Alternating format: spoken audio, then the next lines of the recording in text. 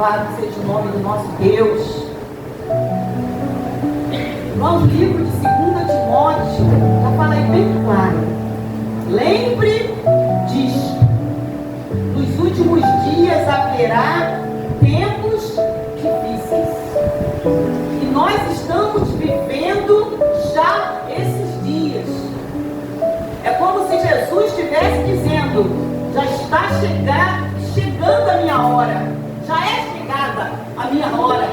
Porque nós estamos vivendo tempos difíceis. Estamos vivendo dias que criar filhos está sendo muito complicado.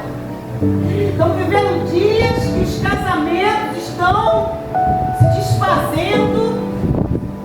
Inúmeros casamentos se desfazendo aos nossos olhos. Dificuldade no casamento, na vida sentimental, está piorando a situação. Até adorar a Deus está difícil. E Jesus, quando ele disse que quando ele viesse, quando ele tivesse vindo, ele não vai avisar a hora. Nós não vamos saber a hora que ele vai vir, nem a hora, nem o dia. Ele não vai marcar essa hora. A própria Bíblia diz que ele vai vir como um ladrão. Ladrão não avisa quando vai roubar, quando vai entrar na casa, quando vai assaltar. Mas Jesus falou: eu vou deixar sinais. Haverá sinais da minha vida. E sinais da vida de Cristo é os tempos que nós estamos vivendo. Tempos difíceis. Estamos vivendo tempos difíceis que está vendo muitas pessoas se afastando do Evangelho. Não tem força mais para adorar. Tem dificuldade de vir buscar o Senhor. Nós estamos vivendo dias que as pessoas estão parando porque estão sendo apontadas, caluniadas, que nem eu li com você. Apóstolo Paulo dizendo para Timóteo: filho, nós estamos vivendo tempos difíceis, filho meu. Que Apóstolo chama Timóteo de filho. Tempos em que pessoas estão dentro de uma religião, mas são falsos. Não estão adorando de verdade. Pessoas que vão caluniar, que vão ofender, que vão tratar, não tem mais amor. Timóteo, tempos tão difíceis, Timóteo. Então eu lendo isso aqui, irmãos, eu trouxe algumas considerações aqui para nossas vidas. O que fazer em tempos difíceis? O que nós precisamos entender no tempo difícil da nossa vida? A primeira coisa é não se conformar com o modelo de vida desse século. Porque os tempos estão ficando mais difíceis, porque tem muitas pessoas se conformando com o modelo desse século.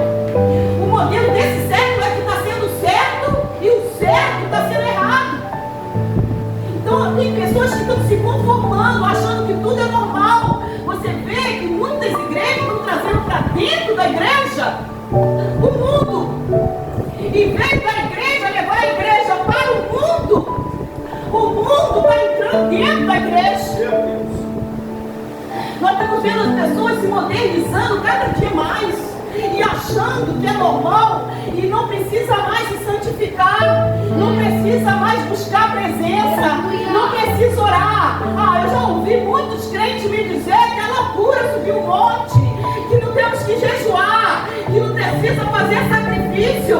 Se não precisa, para que Jesus fez sacrifício na cruz do Calvário pela minha vida e por você, sem ter pecado algum? Nós estamos se conformando com tudo, irmãos, que Jesus não escolheu para mim e para você. E eu aprendo aqui que conformar significa tomar a forma, sabe? Conformar significa ser moldado. E tem muita gente que ele está tomando a forma do mundo, está sendo moldado por esse século, sendo moldado por aquilo que o mundo diz que é correto e que não é diante dos olhos do Senhor.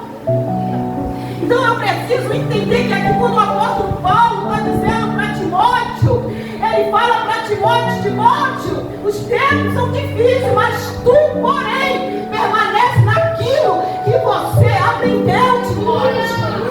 E o que você aprendeu, igreja? Deus está falando para mim e para você: continua firme naquilo que você aprendeu.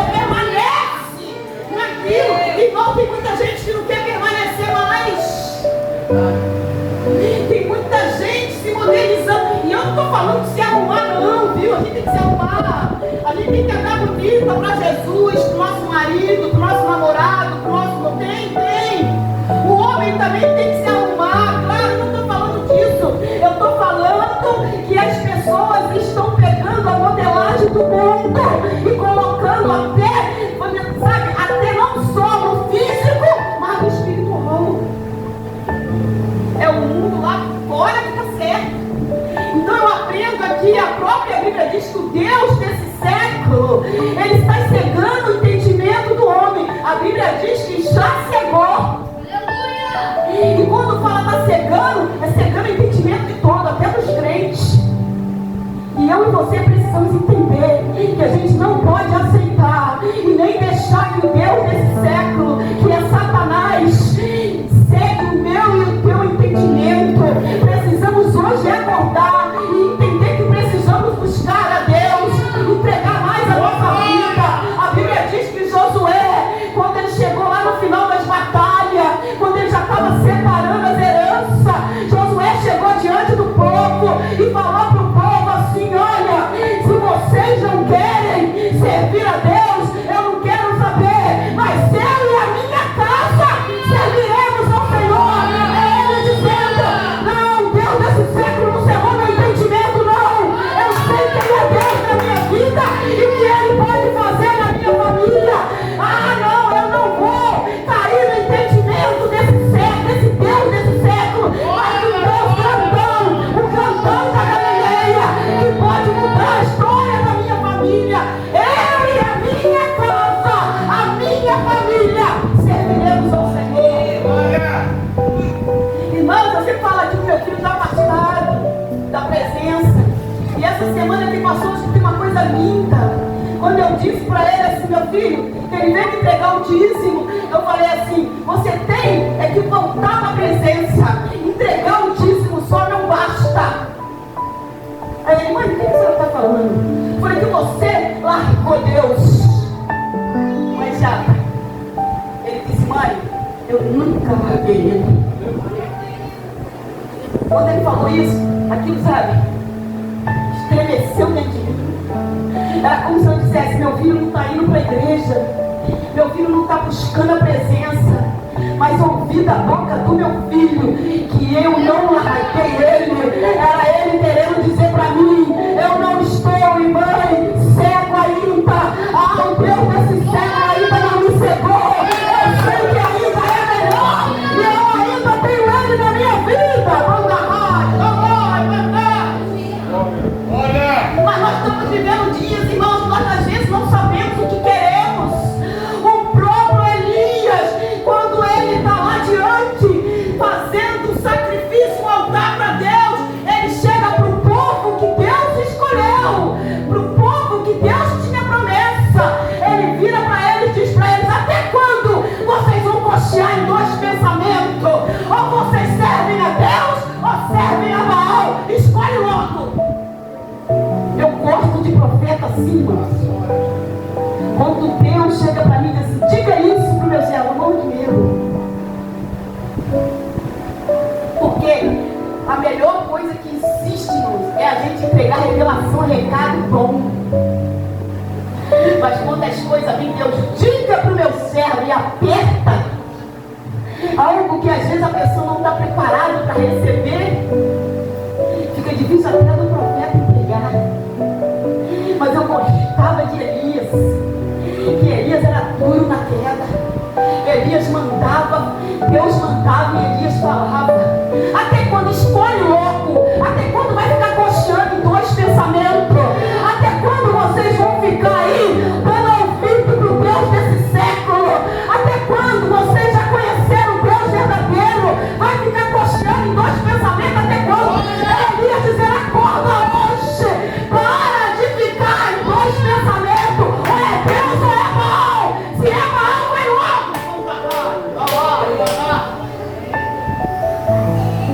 Por isso que eu digo para você: eu não largo esse Deus. Eu posso passar o que for, mas eu sei que Deus me escolheu e que Ele já fez na minha vida. Eu não posso abandonar o Deus verdadeiro. Eu não posso adorar o príncipe desse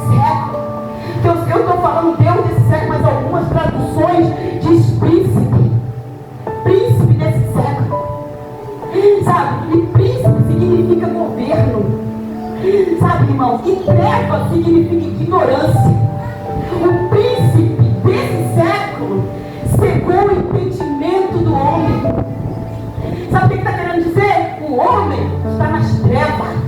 O príncipe das trevas está levando muita gente para a ignorância, levando muita gente para as trevas. Porque quando você está ouvindo, aí você está indo junto com ele para as trevas. Mas eu já quero determinar hoje sobre a igreja que o príncipe das trevas vai cair hoje. Há uma luz que brilha, e a palavra de Deus diz que ainda que você esteja nas trevas, Deus vai lá, vão dar para te tirar e mudar a tua história, para abrir a tua visão. Era isso que o apóstolo Paulo estava falando para Timóteo. Timóteo, filho, olha, os tempos estão difíceis, mas você não pode deixar os príncipes desse século encegar você. Não deixe, Timóteo, você já aprendeu a verdade. Olha, Timóteo, tem muita gente precisando de você, Timóteo. O apóstolo Paulo estava tentando dizer: Timóteo, tu não pode parar porque está difícil.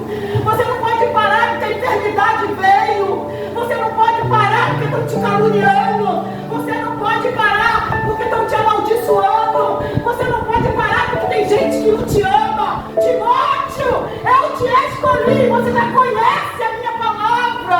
E você precisa, Timóteo, pregar a verdade para o povo. O amor do apóstolo Paulo é muito grande pelo povo.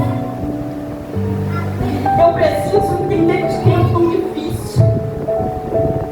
Mas para poder a gente vencer os tempos difíceis, nós precisamos parar de deixar que o Deus desse século nos segue.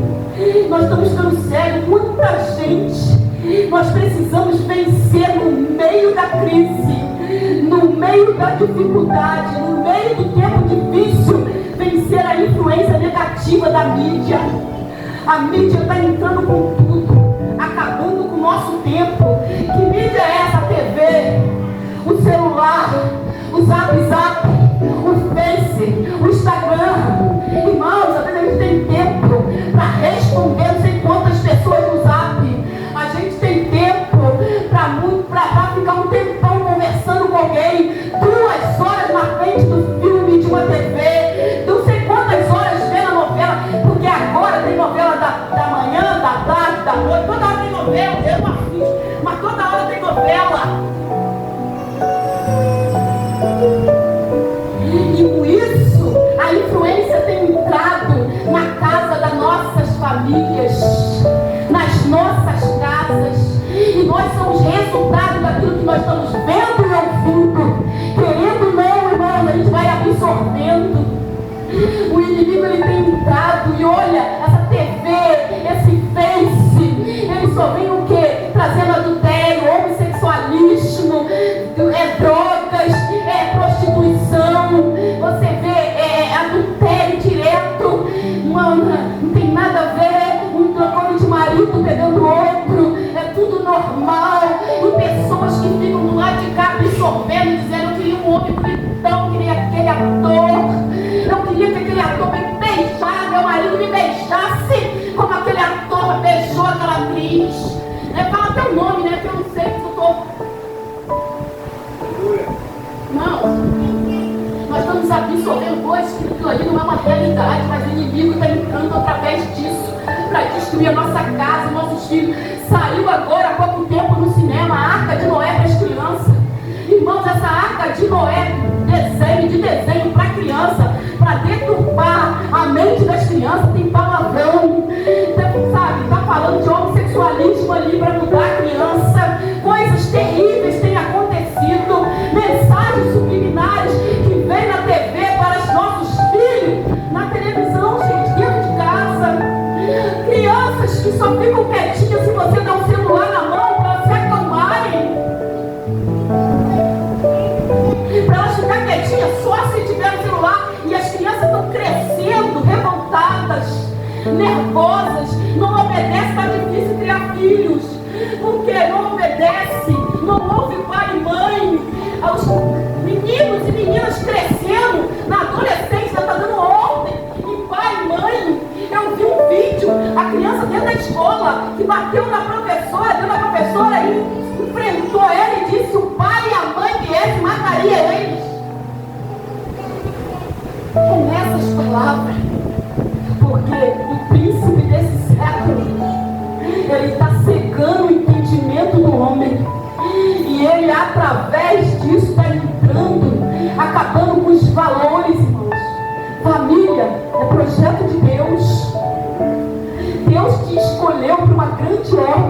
Mas a primeira coisa que Ele quer é salvar a nossa casa, é salvar a nossa família, é restaurar os nossos sonhos e realizar na nossa vida tudo aquilo que nós precisamos. Os valores estão todos invertidos hoje, irmãos. Pessoas têm menos valor do que coisas. As coisas estão tendo mais valores do que pessoas. E Deus está dizendo: você tem valor para mim, você tem valor para Deus. Ainda que alguém não esteja te valorizando, Deus está dizendo: você tem muito valor. Por isso que a gente tem que entender que não podemos deixar o inimigo cegar o nosso entendimento. Jesus me chamou e eu não posso parar. Jesus te escolheu. A exaltação para a tua vida. Você não pode parar por causa dos dias difíceis. Quantos homens amantes de si mesmo? Se você olhar, irmãos, é muita coisa horrenda. Homens fazendo qualquer tipo de coisa para ter uma curtida lá nesse negócio aí que eu não tenho. É até difícil, não pensa as coisas. Eu tenho um saco. Mas o Face, os vídeos, eles fazem qualquer coisa. Se envergonham, mas quer uma curtida. Casamentos destruídos. Quantos casamentos destruídos? Sabe por quê? Porque ele está cegando o entendimento e ninguém quer renunciar mais. Irmãos, precisamos renunciar. Precisamos começar a entender que nós que temos que começar a fazer. Ficamos esperando sempre pelo outro. É o outro que tem que mudar. É o outro que tem que fazer diferente. É o outro que tem que fazer o melhor. Não é eu que tenho que fazer o melhor primeiro. É eu que tenho que fazer a diferença primeiro. É eu que tenho que renunciar primeiro para eu ver a renúncia do outro. Casamentos destruídos porque ninguém quer renunciar nada. Qualquer coisinha se aborrece dentro de casa. Vira um gigante. Meu Deus. Tudo que a gente precisa é fazer o que o apóstolo Paulo fez. Esvaziar de si mesmo. Ele disse que ele precisava se esvaziar. Precisamos nos esvaziar de nós mesmos. Esvaziar para deixar Jesus encher, preencher, tirar esse vazio, mudar a nossa história. Ele disse assim, ó: não vivo mais eu, mas Cristo vive em mim.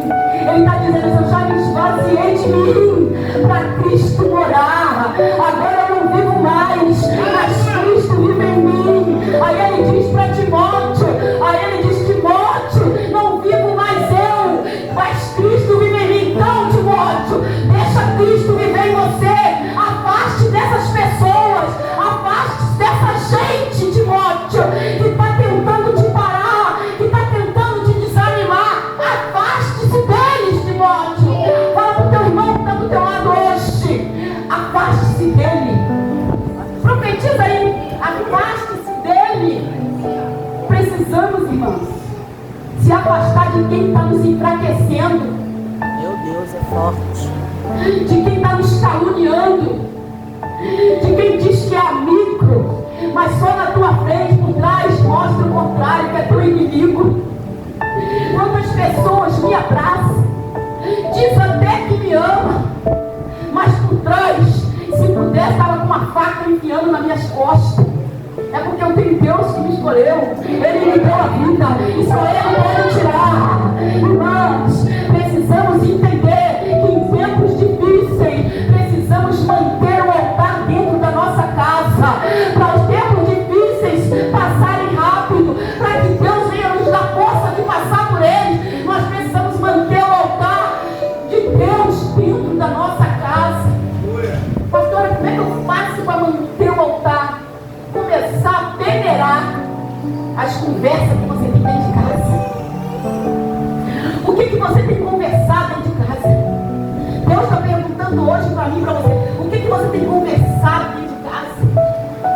Qual é a tua conversa quando tu abre a boca com teu marido, com teu filho, com teu namorado? Como tem sido com a sua família, com a sua esposa? Como é que tem sido a conversa?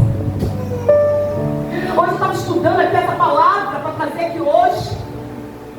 Mas eu parei umas 3 vezes para ir até o pastor, para beijar ele e dizer para ele assim: eu te amo pra caramba. Para mim, eu estou dando um grande presente para ele, não sou mentira. Porque aquilo que tu quer que faça com você, faça tu primeiro. Ninguém me dá um carinho. Não você. Ninguém me ama. Ame você. Mas começa a peneirar. O que você tem falado de Cristo dentro da tua casa? Como tem sido as tuas palavras? Principalmente quando está nervosa, quando a xícara cai e quebra, quando a toalha fica molhada em cima da cama, quando a escova de dente fica em cima da pia. Irmão, não perca tempo. Não deixe o inimigo cegar o teu entendimento. A mulher sabe edifica a casa. E isso serve para o homem também. Ah, vamos dar mais. Vamos dar. Aleluia. Vamos peneirar, irmãos, o que a gente tem cobrado. Por que a gente tem brigado? Peneirar. O que tem saído da nossa boquinha? Palavras torpes, ignorância. Quantos na presença de Deus que quando atende o telefone de um estranho: oi, meu amor, querida, tudo bem, minha querida? Mas se ligar um filho, alguém da família, o marido, fala logo, tô com pressa. Peraí, como tem sido as tuas conversas? Deus, Ele está dizendo assim: qual é o altar que você tem dentro da sua casa? Será que eu tenho um altar de Deus dentro da minha casa? Porque Deus, Ele me escolheu, te escolheu. Aleluia. E Ele fala assim: agora eu quero ver. Quando Deus chamou Gideão, num momento difícil, quando o povo estava passando fome, 7 anos de dias difíceis, de tempos difíceis, Deus chama ele e fala assim: você é valoroso, Gideão. Aleluia. Você vai vencer a guerra, a batalha. Mas olha, Gideão, vai lá na casa do teu pai e tira aquele altar lá, derruba aquele altar lá de Baal. Porque o que você precisa é levantar um altar para mim na casa do teu pai. Você está entendendo qual é o altar que tem lá? Ah, Gideão foi lá, derrubou o altar. E depois que ele derruba o altar e ele obedece a Deus, ele vence como se fosse um só homem. Ele vence os midianitas. E Deus está dizendo: eu preciso, você precisa levantar um altar dentro da tua casa. Aleluia. Na casa de Abinadab tinha a presença de Deus. A arca, que simbolizava a presença de Deus, foi levada pelos filhos de Deus. Eles não aguentaram a presença. Eles não suportaram a presença, despachou a presença. Colocaram a presença na casa de Abinadab. E a Bíblia diz que ficou 20 anos lá. Mas não aconteceu nada. Por que não aconteceu nada? Porque a presença estava lá, mas não levantou o altar. Aí depois saiu da casa de Abinadab e foi para a casa de Obed-edom. 3 meses, a palavra de Deus diz que ele prosperou tanto. E ele estava, Obed-edom estava vivendo dias e tempos difíceis. A mulher estéril, tudo que plantava não colhia, não tinha nada. Ele estava morando na beira do caminho, no barraco. Você está entendendo? Obed-edom estava passando uma miséria, mas quando a presença entrou lá, ele disse: eu vou levantar o altar. Eu vou levantar o altar e vou me adorar. É orar. É entender que precisa da presença. É, sabe,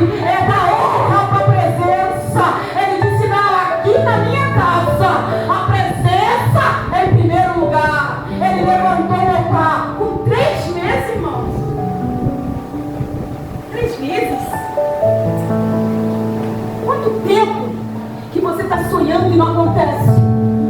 Há quanto tempo, há quantos anos você está na luta, num tempo difícil e nada muda? Com 3 meses, Obed-Edom prosperou tanto, que chegou no ouvido de Davi, e Davi disse: eu preciso buscar presença. Eu preciso levantar um altar dentro de Jerusalém. O povo aqui também precisa da presença. E Deus está dizendo: eu e você precisamos da presença. Vamos adorar, orar, buscar mais, jejuar, irmãos. Isso aí é levantar um altar, ter intimidade com Deus, um tempo para Deus, mostrar o quanto Ele é especial. Hoje a arca, ela chega na sua casa rápido. É só você dobrar teu joelho no teu quarto e chamar a presença. Entra, Senhor, porque os tempos estão difíceis. Entra na minha casa, no meu esposo, nos meus filhos. Os tempos é tempos difíceis. Mas se você levantar o altar dentro da tua casa, você vai ver a glória de Deus. Então o que eu entendo aqui? Que, sabe, Abinadab não se posicionou. Ele não estava nem aí para os princípios de Deus. Mas Obed-Edom se posicionou e não largou os princípios do Senhor. Irmãos, para a história mudar na nossa vida, os tempos difíceis cair por terra, precisamos nos posicionar e dar valor aos princípios do Senhor na nossa vida. Diga para o teu irmão: hoje é dia de posição. Hoje é dia de posição. Então já aprenda aqui que os tempos difíceis podem chegar para todo mundo. Vai chegar na minha vida, vai chegar, não estou profetizando, não, é palavra. No mundo tereis aflições, mas tenha bom ânimo. Eu venci o mundo, foi Jesus que falou, não sou eu. Então tempos difíceis vai ter, mas eu já quero determinar que hoje, que mesmo com calúnia, mesmo com perseguição, mesmo com levantes, com mentira, com esse tempo difícil, você precisa manter o altar. Vamos manter o altar, e aí você vai ver a glória de Deus. Daniel não foi levado, no capítulo 6, Daniel foi levado para a cova dos leões. Era para os leões ter comido Daniel. E por que foi levado para a cova? Por que Daniel não teve um tempo difícil assim? Porque era um homem que orava. Era um homem que era separado de Deus, escolhido pelo Senhor. E quando você é escolhido, separado, você busca, tem um altar na tua casa, como Daniel tinha no quarto dele, o inimigo vai se levantar para tentar te derrubar.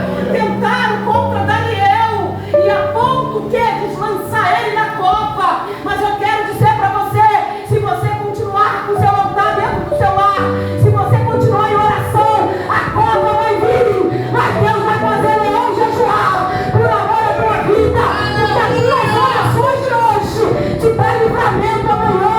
É as orações de hoje que te livra amanhã dos tempos difíceis. E calúnia, irmão, apontamentos, sem conter. Eu passei por uma cirurgia, né? Não é novidade de ninguém, que eu conto tudo, minha vida é assim. Sou baú, falo tudo, guardo nada. E Deus me mostrou pessoas se levantando nas minhas costas, que diz que me ama, dizendo: ah lá, operou porque está pecado. Ah lá, operou porque Deus está cobrando. Ah lá, operou por isso. Operou. Aí começou aquele negócio, Deus fala comigo, eu fico achando que é coisa minha, eu sou doente. Deus me usa uma profeta, uma pastora de longe, liga para mim, ainda desenha. E eis que eu, Senhor, vou cobrar de quem está tentando manchar o teu nome, vida.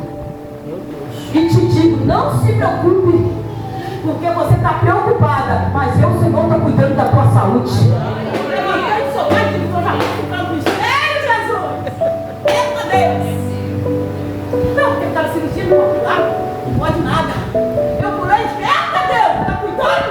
Então cuida mesmo, porque agora eu não vou parar mais. Aleluia! E era tanto Deus, que quando a pessoa falou para mim quem era, porque, irmãos,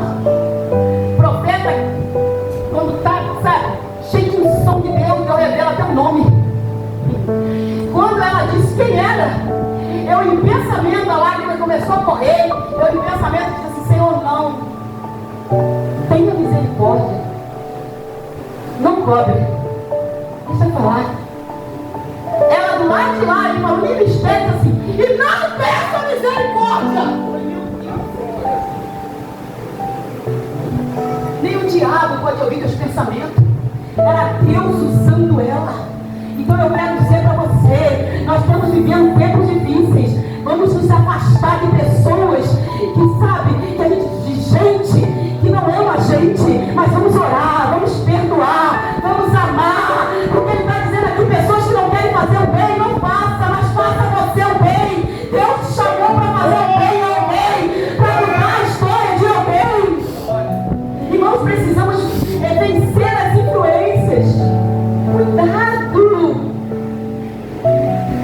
Tem gente que fala mal de profeta. Às vezes o profeta entrega o recado, a própria pessoa não recebe. Aí não recebe o milagre, que ela própria não recebeu, sai falando mal do profeta. Critica o profeta. Aponta profeta. Aponta homem e mulher de Deus. Cuidado com isso.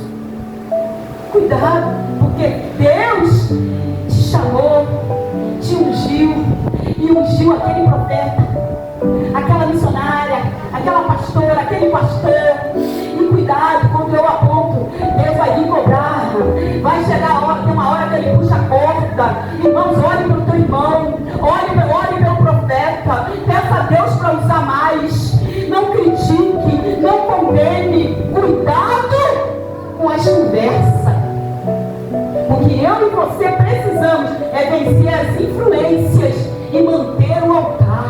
Aleluia! E se alguém daqui que venceu, foi apóstolo Paulo. Se você ler a história toda de apóstolo Paulo, você vai ver que ele foi chamado, foi escolhido, mas ele sempre fez a obra com o espinho na carne. A Bíblia não diz nem que espinho é esse. Então, com certeza, eu na minha imaginação, que é grande, não era muita coisa boa. Porque se fosse uma coisa pequena, teria falado aqui. Mas o negócio devia ser tão sério que nem colocaram na Bíblia. Mas, irmãos, para analisar. Espinho na cara. Se você espetar um pouquinho a ponta do teu dedo, uma agulha quando a gente vai tirar sangue. Eu sei que eu estou acostumada, né, com essa agulha. Dói pra danar. Ele fez a obra com um espinho na carne, um espinho que não saía. Um espinho para quando ele orou 3 vezes, ele dizia para o Satanás ele me desbofetear e me apontar desse espinho, Senhor. Senhor disse para ele, a minha graça te basta. A minha graça te basta, Pai. Porque o meu poder se aperfeiçoa na tua fraqueza. Com o Espírito eu dou na tua vida, Pai. Aleluia. Está com medo de quê? Eu acho lindo aqui. Então ele não poderia fazer a obra e nem curar ninguém. Por quê? Nem pregar a palavra, porque tinha um espinho na carne. Irmãos, às vezes o profeta tem um espinho, mas ele é homem de Deus. Ele está lutando para vencer o espinho. Ele está lutando para ser curado. Ele está levantando altar dentro da casa dele para a história mudar. E eu não posso deixar de ler com você o que o apóstolo Paulo diz para Timóteo.